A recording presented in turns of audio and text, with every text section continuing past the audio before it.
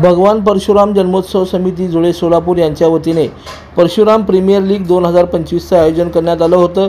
यावेळी एकूण 16 संघ या स्पर्धेत सहभागी झाले होते। यामध्ये 10 पुरुषांच्या तर महिलांच्या 4 व 2 पौरोहित्य करणाऱ्या गुरुजींचे संघ असे सहभागी झाले होते। 10 एप्रिल ते 14 एप्रिलपर्यंत भंडारी ग्राउंड जुळे सोलापूर येथे ह्या सामने पार पडले।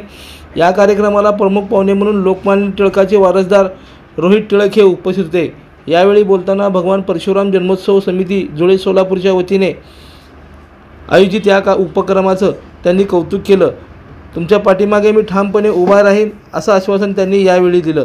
सोलापूरला विद्यापीठाच्या माध्यमातून येणं व्हायचं, पण आज परशुराम जन्मोत्सव समिती जुळे सोलापूरच्या माध्यमातून जेव्हा हा उपक्रम घेण्यात आला, काही दिवस आधी मला येऊन हे भेटले होते पुण्याला आणि म्हणले बक्षीस समारंभ हा तुमच्या हस्ते करायचा आहे आणि खूप चांगला प्रतिसाद इथे या निमित्ताने इथे मिळालेला आहे। 27 वर्ष आधी जे मला कळालं की पहिल्यांदा परशुराम जयंतीचं आयोजन हे सोलापूर शहरात केलं गेलं होतं आणि आज आपण बघतोय हळूहळू त्याचं रूप वाढलं आहे आणि पूर्ण सप्ताह आता या जयंतीनिमित्त इकडे सर्व समितीचे लोक घेत आहेत। खूप आनंदाचं वातावरण इथे बघायला मिळालं, एक उत्साह बघायला मिळाला।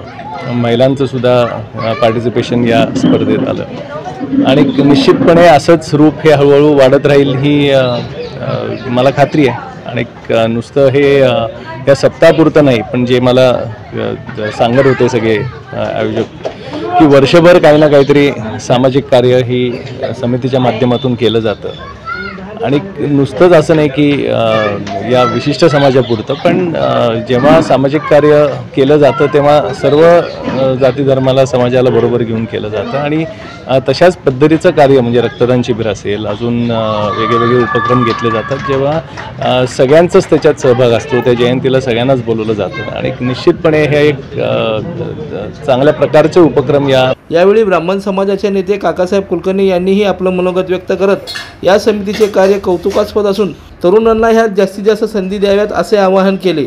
लोकोपयोगी कार्य करत जयंती साजरी करावी असेही सांगत त्यांनी सर्वांना शुभेच्छा दिल्या।